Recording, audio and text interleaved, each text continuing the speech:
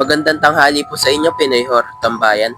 Sana ay mapakinggan ninyo ang karanasang ito na hanggang ngayon ay hindi ko pa rin makalimutan. Nangyari ito noong 2023 sa isang proyekto namin sa isang barangay sa may bundok-bundok na bahagi ng Cavite. Naglalagay kami ng kalsada doon at sa gitna ng itinatayong daan ay may maliit na altar. May mga kandila dito, bulaklak at larawan ng isang matandang babae. Ang sabi ng mga taga roon, huwag daw gagalawin yon kahit pa nasa gitna ng proyekto dahil iyon daw ay alay sa bantay ng lugar. Pero syempre, hindi pinakinggan ng mga kasama ko.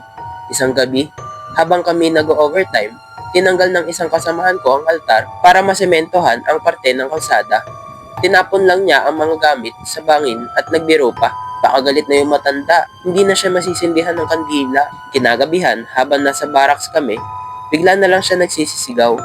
Para raw siyang may kausap, pero wala naman kami nakikita. Ang mas nakakatindig balahibo rito, nagsisindi siya ng kandila sa sahig habang paulit-ulit sinasabi, "Pasensya na po, ibabalik ko, wag po."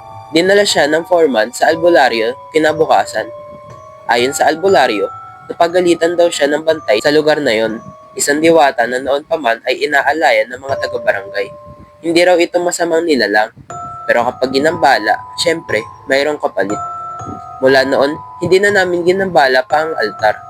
Ibinalik namin ang mga gamit. Pinayagan ng engineer na paikutan na lang ng kalsada. At simula noon, wala na nangyaring kakaiba sa proyektong iyon.